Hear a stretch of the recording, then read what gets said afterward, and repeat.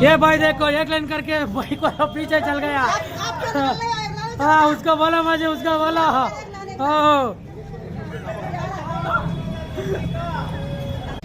एक लाइन में जाओ, एक लाइन करो, बाइक वाला को रास्ता छोड़ दो।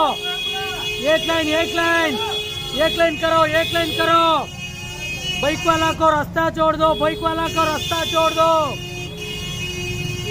करो करो एक लाइन करो, करो करो एक लाइन करो, बाइक वाला को रास्ता छोड़ दो। ದೇವರು ಕಾಶಿಲಿ ಗಲ್ಲಿ ಗಲ್ಲಿ ಯಾತ್ರೆ ನೋಡ್ಕೊಂಬಿಡಿ.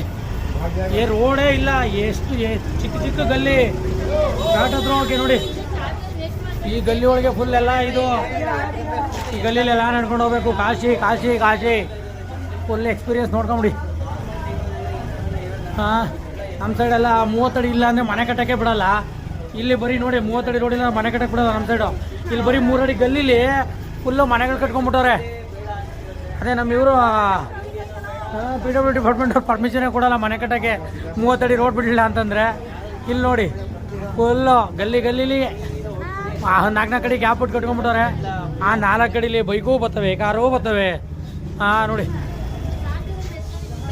ಕಾಶಿಲಂತೂ ರೋಡಂತೂ ಸಿಕ್ಕಾಪಟ್ಟೆ ಕಂಜೆಸ್ಟೆಡು. ಈ ಸಿಕ್ಕಾಪಟ್ಟೆ ಜನ. ಈ ಪ್ರಯಾಗರಾಜಲ್ಲಿ ಕುಂಭಮೇಳ ಇರೋದ್ರಿಂದ ಇಷ್ಟು ಜನ ಇವ್ರು ಹೆಂಗೆ ಮೇಂಟೈನ್ ಮಾಡ್ತಾರಪ್ಪ, ಸಖತ್ತು ಕಷ್ಟ. ಪ್ರಯಾಗರಾಜು ಜಾಗ ಫುಲ್ಲು ಐತೆ, ಬಟ್ ಇಲ್ಲಿ ಕಾಶಿಲಿ ರೋಡು ಕಂಜೆಸ್ಟೆಡು, ಜಾಗನೂ ಕಂಜೆಸ್ಟೆಡು. ಹಂಗಾಗಿ ಸಖತ್ತು ತೊಂದರೆ ಪಡ್ತವ್ರೆ ಜನ ಎಲ್ಲ. ಕಾಶಿಲೂ ಅಷ್ಟೇ, ಕಾಶಿ ಲೋಕಲರ್ಸ್ಗೂ ಸಿಕ್ಕಾಪಟ್ಟೆ ಕಷ್ಟ. ನೋಡಿ ಯಾವ ಥರ ಇದೆ ಅಂತ ಹೇಳ್ಬಿಟ್ಟು ರೋಡಂತೂ ಸಖತ್ತು ಇದಿದೆ. Congested congested congested.